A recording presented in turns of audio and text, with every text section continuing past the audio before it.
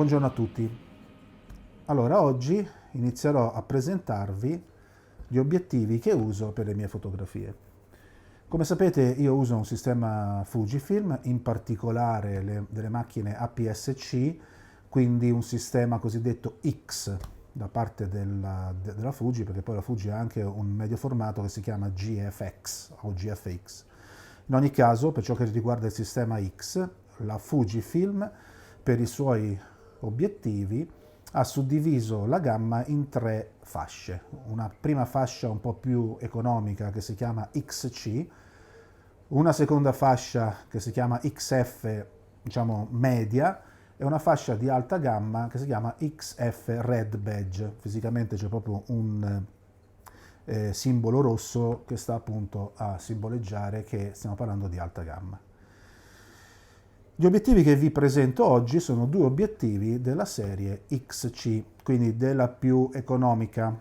Il primo è un 16-50, ha un'apertura variabile f3.5 e 5.6, quindi vuol dire che man mano che si zooma l'apertura massima si restringe, quindi entra meno luce.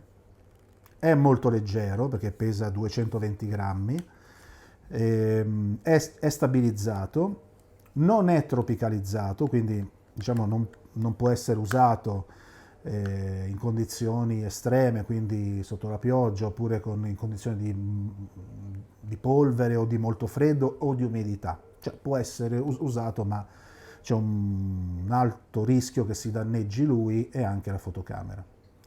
Non ha la ghiera dell'apertura, che è un tratto distintivo dei sistemi Fuji, che come avevamo parlato in un precedente video.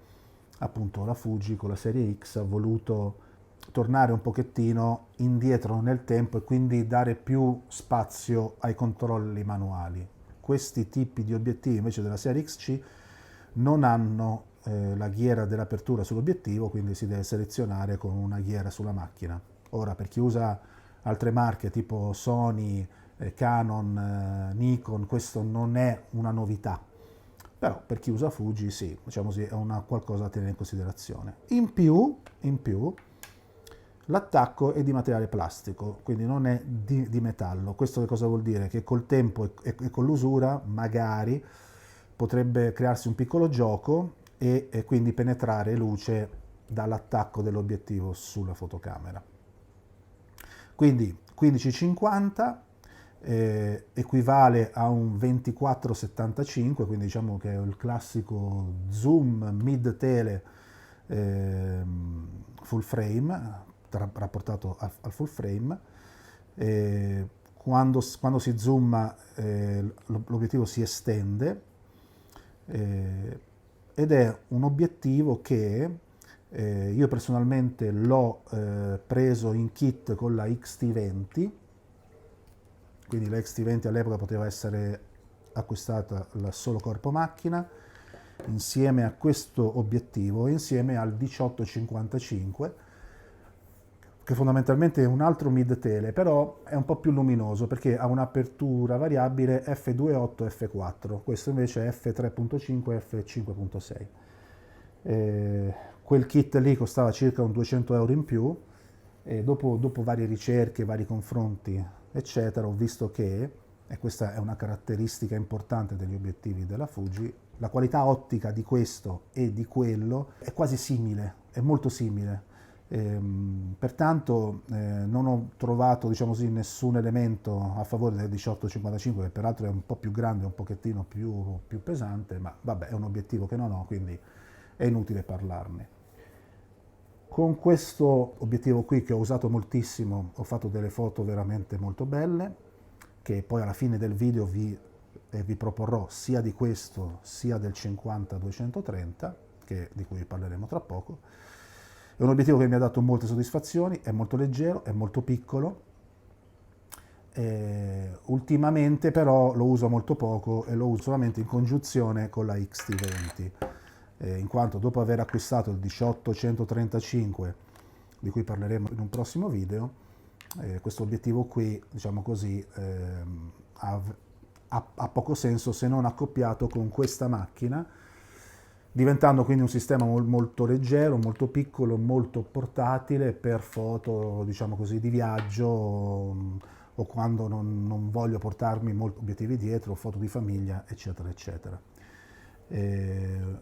Questa macchina effettivamente ultimamente la sto usando principalmente con questo e con il 35 mm, che diciamo così ha più o meno le stesse dimensioni, a focale fissa. Ne abbiamo già parlato di questo obiettivo quando ho introdotto la fotografia agli infrarossi, però anche di quello ne parleremo in un prossimo video. Quindi questo 1650 f3.5 5.6 della serie XC. Quest'altro obiettivo invece è il 50-230. Ha le stesse caratteristiche del 1650, quindi è molto leggero per essere un 50-230 che pesa circa 440 grammi. Ha anche lui un'apertura variabile, parliamo di un 4.5 6.7.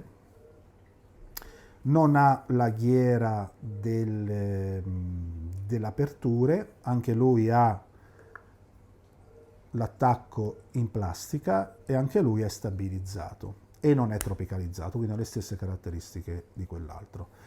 50-230 vuol dire quindi un 75-345, equivalenti su una fotocamera full frame. È un obiettivo che io, anche questo, ho usato molto, è un obiettivo che mi consente, che uso soprattutto quando devo raggiungere focali molto lunghe, quindi voglio rendere vicini oggetti molto lontani, è un super tele. Al momento non sento la necessità di andare oltre i 230 mm, quindi di acquistare un obiettivo ancora più lungo. Anche questo quando si zooma si estende anche parecchio, e quindi diciamo così che sulla XT20, sulla quale è stato originalmente usato, ha poco senso perché sbilancia la camera. Invece lo sto usando molto quando esco, soprattutto quando vado in montagna, quindi prevedo di voler fare o di dover fare foto con una focale molto lunga, pesa poco, ingombra pochissimo, quindi lo infilo nello zaino a complemento del corredo che sto usando di più in questo periodo, di cui parlerò poi in un successivo video. Quindi c'è il suo paraluce, con il paraluce diventa comunque un obiettivo non male, e anche questo ha una qualità ottica dal mio punto di vista molto molto buona. L'alternativa che fa la Fuji è un 55-200 della serie XF, che è anche quello molto più pesante, più ingombrante, è fatto tutto quanto di metallo però, e la resa ottica è un po' superiore rispetto a questo, ma per gli usi che devo fare io, ma soprattutto se uno post produce le fotografie, dal mio punto di vista ha poco senso, anche perché costa notevolmente di più. Questo obiettivo qua si può trovare nuovo a 200-250 euro, quell'altro stiamo parlando di più del doppio. Quindi sono molto contento di questi due obiettivi della serie economica, tra virgolette. Mi coprono un range molto ampio perché va dai 16 mm ai 230 mm. Come ho detto prima, attualmente sto usando questo per le mie uscite e l'altro solamente per foto, diciamo così, in generale, quando esco per conto mio, con la famiglia, eccetera. Sono obiettivi che io consiglio perché consentono di risparmiare soldi in obiettivi che almeno per la fotografia di paesaggio, dal mio punto di vista, sono più importanti, tipo il 10-24 e il 18-135, che comunque vi presenterò in un secondo momento.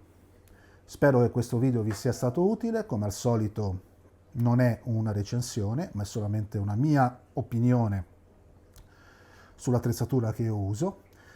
E mi raccomando, adesso ci sono le foto fatte con i due obiettivi, per mostrare appunto la resa che possono avere.